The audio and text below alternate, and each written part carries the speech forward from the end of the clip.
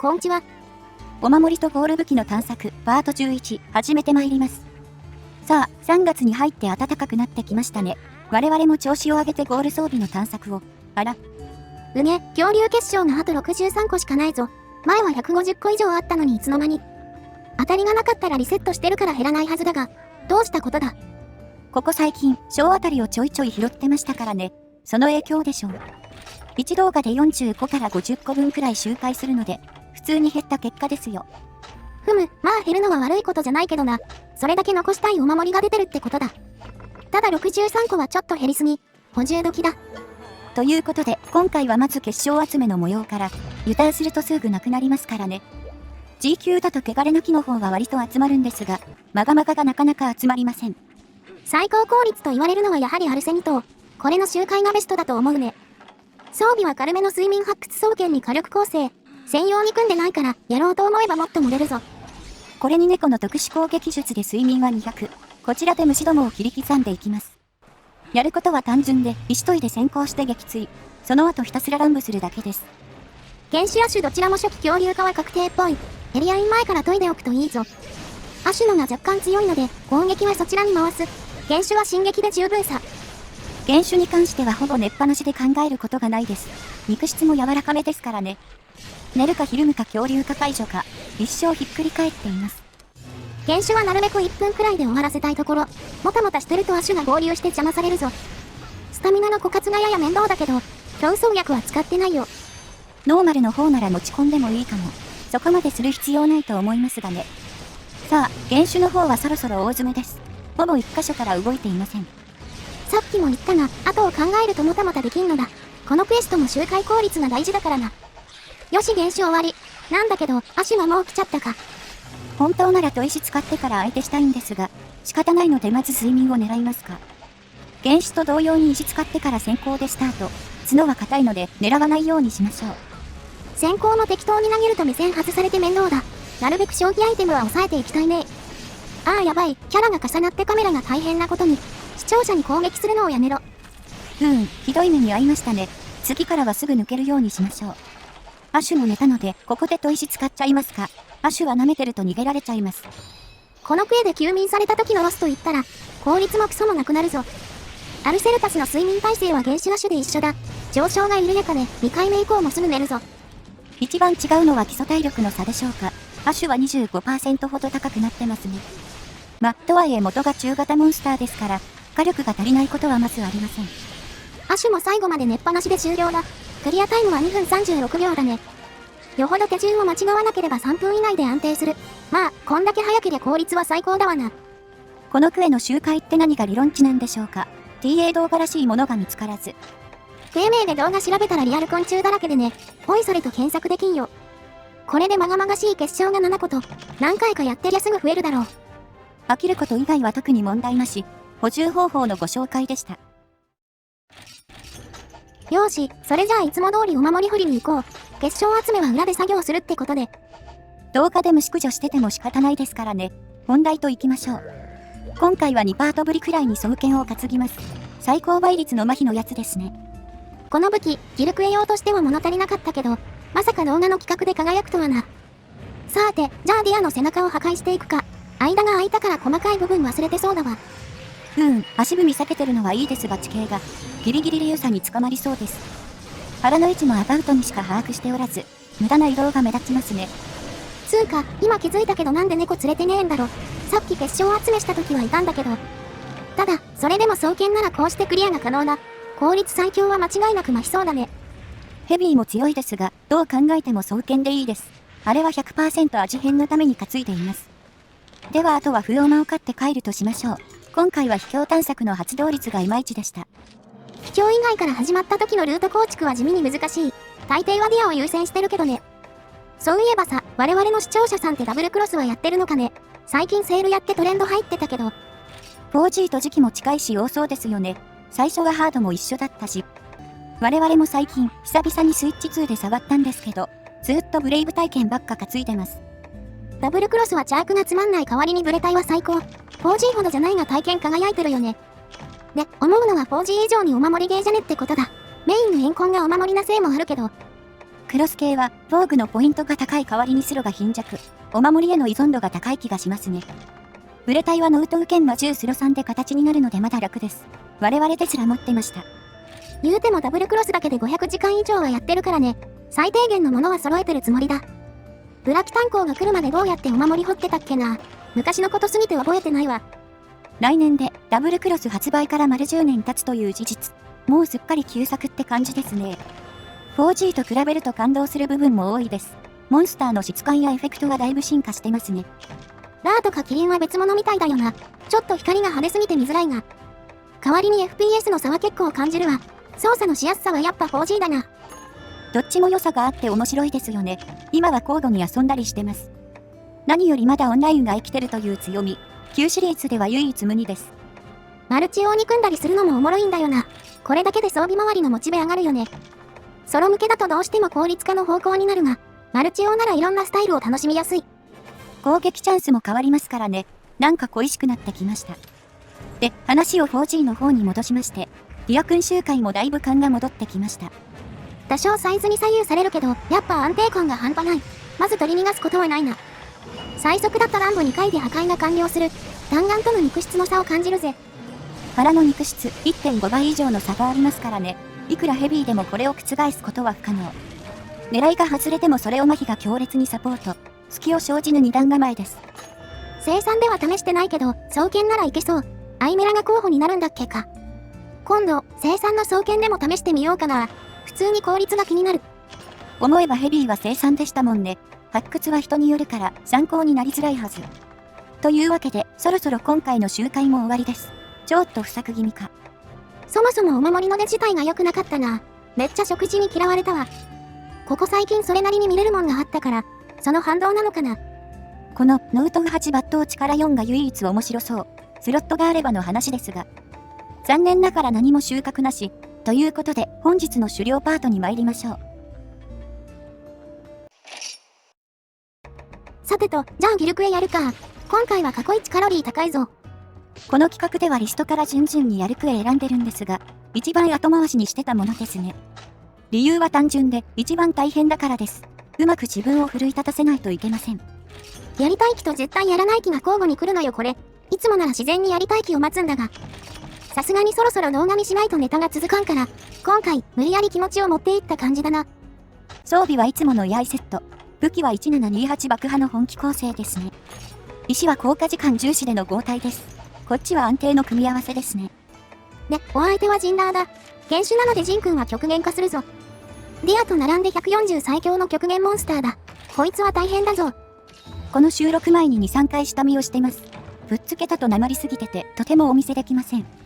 正直、この録画したテイクもベストには遠いですが、なんとか形になってるのでお届けしてます。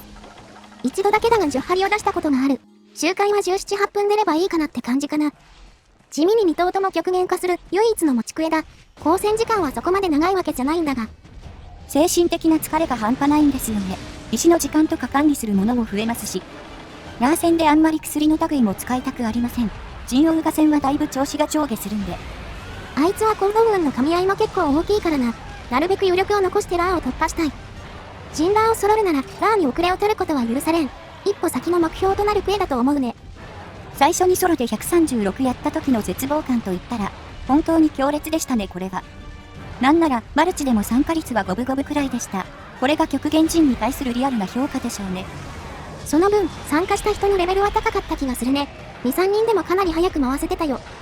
まあ、事故も少なくなかったけど、さすがにソロよりは圧倒的に効率良かったな。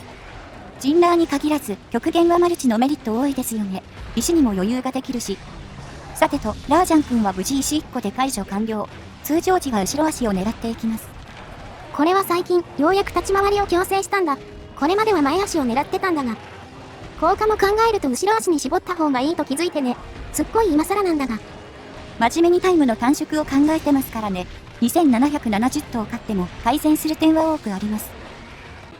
ニエリアメテは煙を焚きながらの戦闘。万が一にも陣に見つかってはなりません。ソロジンラー同時とか正気の沙汰じゃない。DA 勢でも全員ハゲるよ多分。ここでもラーはもちろん後ろ足狙いだが、微妙に狙うの難しいんだよな。正面から足を狙うとよく腹にヒットします。足の付け根はすっぽ抜けるんですよね。解決策は刃に角度をつけることです。斜めに切ることで足に当たってくれます。ひるみが取れなければ狙う意味ないからな。切る方向もしっかり意識できるとタイムにつながるね。効果中であれば単発の抜刀を入れとくのも意外に有効。爆破も絡むと早めに転倒が取れたりする。肉質なんかのメリットをかなり感じますね。これは1728爆破の優位性が出ます。あとは煙も切らさないように慎重に、タイムを狙うあまり、ゴリ押しになってはいけません。丁寧に立ち回った方が結果早かったりするしね。どんな時も冷静になるのがミルクエ勢の矜持。ラージャンの目標タイムは8分以内かな。ここを超えるとジオンガにも響いてくる。足引き吸ってエリチェンされるのがかなり面倒です。エリア3では合流リスクがあります。チンに捕捉されるとタイムロスがひどいので、エリア2で確実に倒したいところ。そろそろ再々極限が来そうだ。このため3で終わらないと厳しそう。横捨て回転からの確定ビーム。肉質55にダメ3を狙います。OK、終わりましたね。7分20秒ほどでラージャンが無事終了。よし、特別早くはないが十分なタイムだ。回復もグレート1個の消費で抑えられたな。ジンオウガにはもろもろ準備してから臨みたい。個人的に熱いのが競争役グレート。極限陣は走り回ることが多いので、スタミナ管理が楽になりますね。それでは合撃を研いでやっていくとしますか。効果時間はフルに活かしていきます。こいつ、めっちゃ視野広いんだよな。ラーがいなくても、煙使って体勢整えた方がいいね。で、開幕は背中を狙いたいけど、ちょっと角度とタイミングが甘いな。チンのタイムは極限中で決まります。当然、背中を攻撃できるほどどんどん縮みますね。さてと、狙いが中途半端なせいで怒り移行せず、こうなると逆に攻撃チャンスが少なくなります。極限かつ怒り時限定のコンボもあるからな。あれすごいラッキー行動なんだけど。で、こういう時こそブランクが響いてくる。全然有効打を与えられてないぞ。ここも中途半端な攻めのせいで削りを食らってますね。弱恋なんであんまりダメかさむと危ないです。140陣はこの小突きからの大技が非常に厄介。死ぬ時はマジで一瞬で死にます。だからこそチャンスを増やしてすぐ解除が必要だが、残念ながら立ち上がりは0点だな。ここも立ち位置が後ろめすぎて潜り込めてない。昔の手癖だけうっすら残ってる感がすごいぜ。本来は胴と前足の間に収まりたいです。もうちょい手前側でしたね。攻撃での解除は無理なので一発入れますが、怒り以降のタイミングはダメですね。ここはためを入れる貴重な機会だ。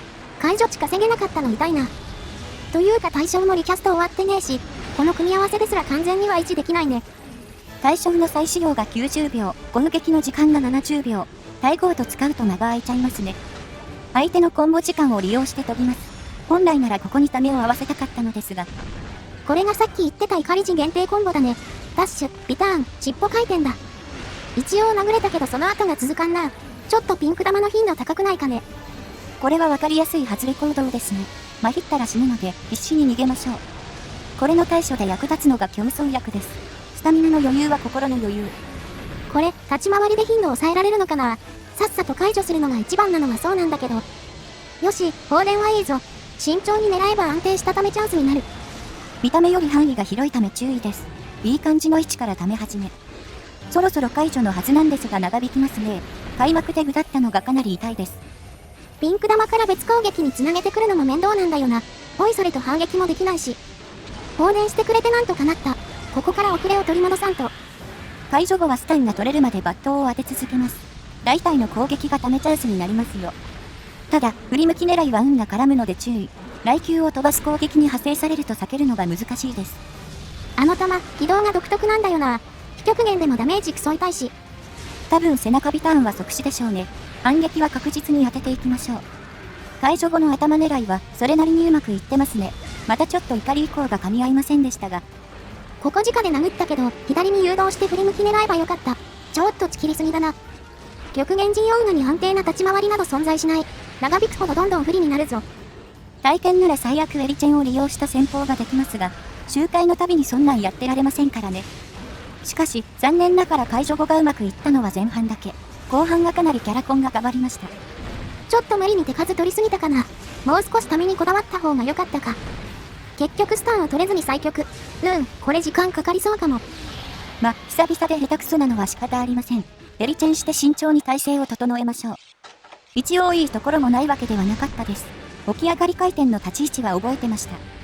若干怪しいけど距離感はまずまずだね。これで背中ひるみが取れれば完璧。今のは首だったかな。付け根のトゲトゲ狙うと良かったと思う。ジンくん移動ですね。しっかりやりましょう。極限2回目の解除はそれなりに早かったです。対象1個で終わりました。最初で具だったから余計に早く感じるな。前半遅かったのもったいねえ。今度こそスタンを取って追撃していくぞ。しっかり流れてればそこまで時間はかからん。すでに時間は15分割に突入しています。これ全部極限との戦闘時間ですからね。まあとにかく精神の削られ方が半端ないです。ソロだと本当に気力を保つので精一杯。後半のが難易度高いのがやばい。ジンラーは侵入エリアの関係でラー先にせざるを得ないが。合流ケアしながらジンやるのは無理ですね。これも仕方ないことです。さてと、ようやくスタンが入りました。取り方があまり良くなかったです。